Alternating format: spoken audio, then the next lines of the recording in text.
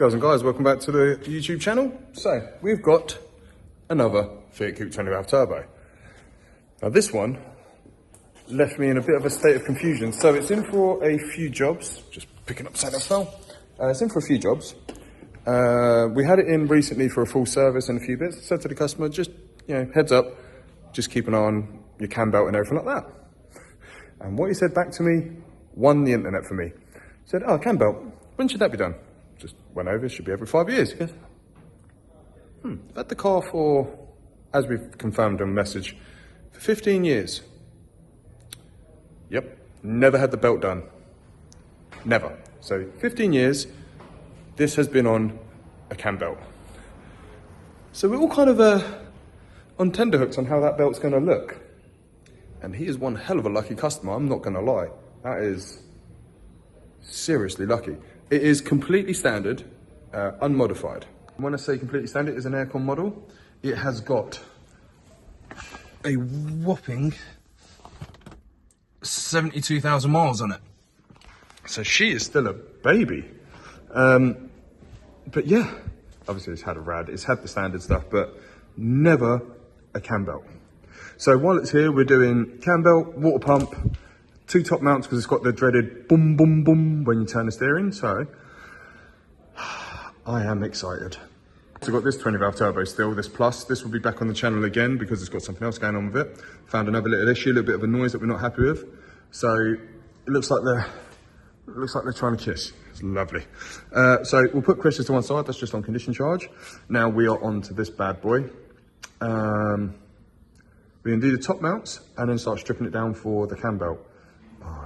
You can just about see. Let's see if we can have a little peek of the belt. I nearly forgot. So it come in for an emergency coil spring on this side, and we've got a new springs put on the passenger side. We just didn't have time to do both, so we'll be doing a coil spring on the passenger side as well. So not going to be as spectacular as I assumed. So it's all set to TDC and cylinder 1. We've got cam lock in. We've got cam lock in. Now it is. Hold on. It's definitely an original belt. Definitely. But it's been Tipp-Ex'd as well, but it's been Tipp-Ex'd in the right positions. The belt itself looks good. There isn't a date on it, which is annoying. The water pump, there's no shoulders on them bolts, which tells me that's potentially original. But it can't be. It can and it can't. The crank has been Tipp-Ex'd. You can see the Tipp-Ex marks at the bottom there. So, is it original? I doubt it. Did it have its first cam belt done at Fiat? Possibly, yes. Why there's Tipp-Ex in there, I will never know. I'm going to remark that crank as well to make sure everything's all good. But yeah, this one's throwing me off a little bit. Oh yeah, of course we've got many jacks holding this bad boy in, but it's all good. So I mean, even the tension is still. You zoom in there. The tension is still exactly where it should be. This is a little bit of a madness. I am shocked. Those that want to know, this is a shocked face. Okay, let's carry on. All right, cam belt is off, and I am actually going to say, for 15 years old. Now it has to be 15 years old. He's owned the car 15 years. He's never had the cam belt done. The belt, I mean, it's okay. Shocking. Okay, so idler 1 changed, belt tension's about to go. Gonna lever it over, whip that out, put the new one in quickly. Then moving on to water pump and everything else. We are using an INA time belt kit. New tensioner, made in Canada, and a first line water pump. This is the stage of the job that I don't like, because this is always a fight. I don't know where, there's the other roller, yeah. So it's an SKF. I mean, it's not too, I'm really surprised. I mean, the car's only done 70,000 miles, or whatever the hell it's done. But yeah, I am very surprised about that. Anyway, there's the new cam belt there. I was actually getting panicky there. Right, on to fight number 2. Just before the water pump comes out, it is having a metal impellered water pump going in. Just thought I'd double check that's exactly correct. So yeah, now crack them off. Gonna undo that little one there, which I can't get my bloody hand on. Tell you what, I am not good with my left hand. There you go, that's in there. So let's get the water pump out, get the system draining, then focus on getting that tension out. It's already unbolted, so it will be light-ish work, one hopes. After a little bit of abuse, the water pump is on the way out. That is draining indeed into a bucket. Oh god, it's just not a one-handed job. Okay, so I've just chucked a load of forbidden raspberry sauce in. I was going to use strawberry sauce, but it had raspberry sauce on it. So the forbidden sauce is in. Just going to put a bit more water in, and we're going to check for leaks. I've already taken the cam locks off and putting the things in. About to spin it round a few times to make sure that it's all good. We are still at TDC on the crank. We were cam locked up, but they're off. I'm just to make sure we haven't got a coolant leak from the water pump before we go any further. Tell you what, I am flagging at this point.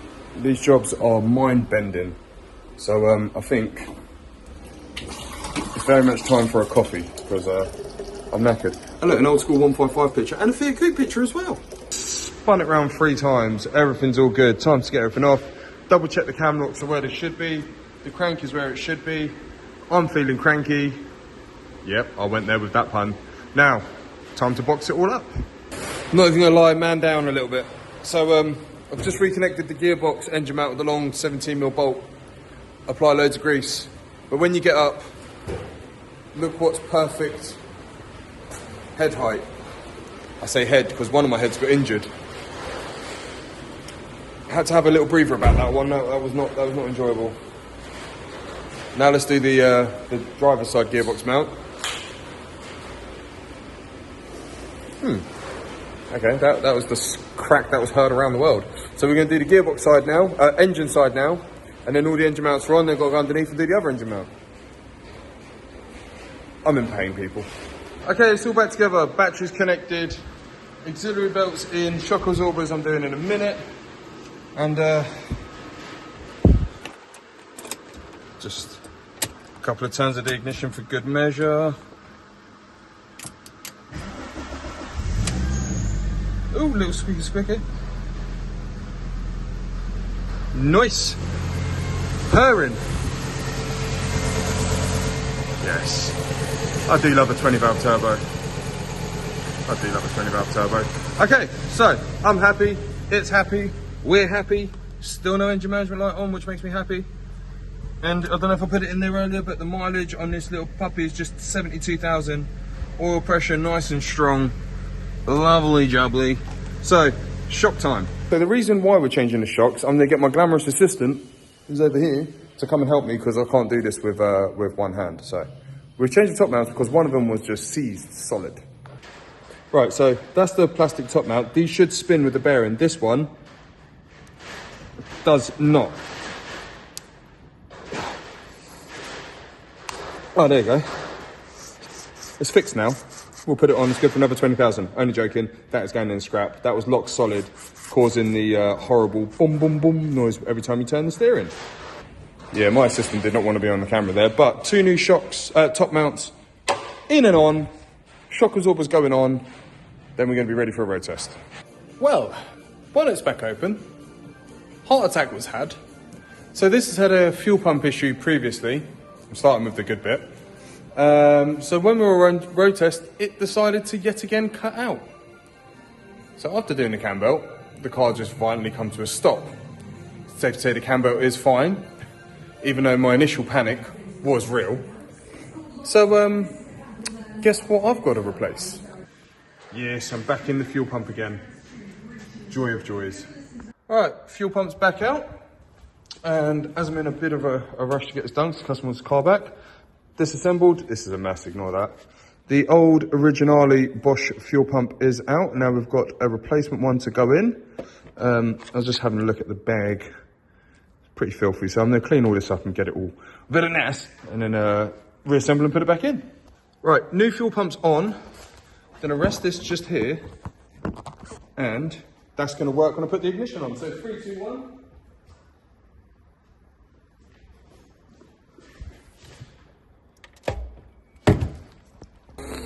Getting annoyed.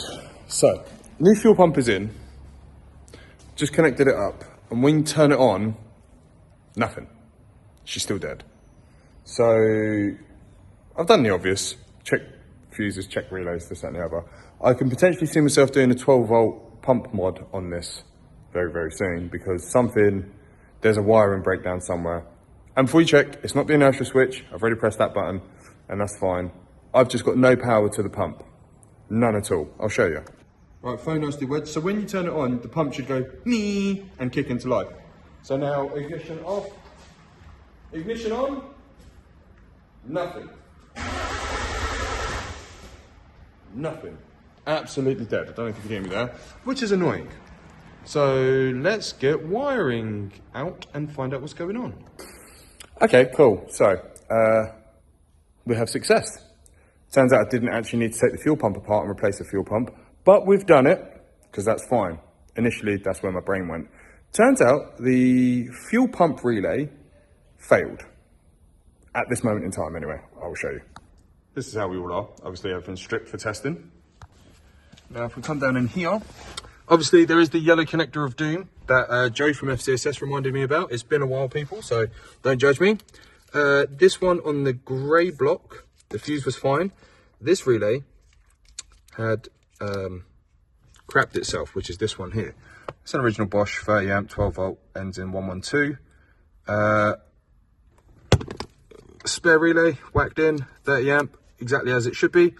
It now powers up, which I'm going to show you now. So my glamorous assistant is ready to turn the ignition on. You can hear the pump go, 3, 2, 1. Oh, I've never been so happy to hear something vibrate in all my life. So, I'm going to rebuild something that I didn't need to take apart in the first place. And put it all back together and fire this bloody thing back up again. Fingers crossed. What an ordeal. Right, that's all back together. It's done up tight. Now, the battery's connected because I nearly forgot that a minute ago. We are hoping for good things to happen about now, so come on. Right, let's just pressurize the fuel line a few times because there's going to be air in that system and it's not going to start straight away. I can hear relays clicking. I can hear fuel pumps priming.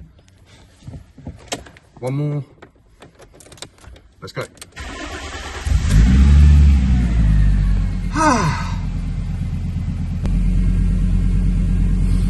Not gonna lie, having a car break down on you after you do the cam belt is probably one of the most terrifying things I've had happen to me. Has never actually happened to me before. Amazing after many, many years, but anyway, yeah, fuel pump relay. Mint. Now I'm gonna go back on the test drive that I was supposed to do a week ago. Just having a quick look in the boot, we have got no fuel leaks, everything's good, and I'll pop the cover back on this. Right, we're going out backwards, time for road test number 2. Let's hope this one is more successful than the last one. Alright, made it back from the road test, car's still running, just getting up the temperature to check the coolant level. And relays are back in the correct position. I'll put that one at the front, so if anything does happen, it's easily changeable. This one that caused me so many problems is about to get launched significantly far. So now let's get up the temperature and check the coolant. Nearly ready for collection. Well, that's the 20 valve turbo done. So cam belt, water pump, 15-year-old water pump, and 15-year-old cam belt with water pump, and the biggest heart attack I've had to date of breaking down after a cam belt has been done, but it is what it is. We live and learn. We do these. This is fun, apparently. So this one, 72,000 miles, done. Like and subscribe. I'm sure the mechanics watching this would have had the same heart attack I had when this broke down. And I've learned lessons to not just assume it's fuel pumps and check other stuff, and always replace the relays with new ones. I'm waffling now, but thank you very much for watching. Till next time.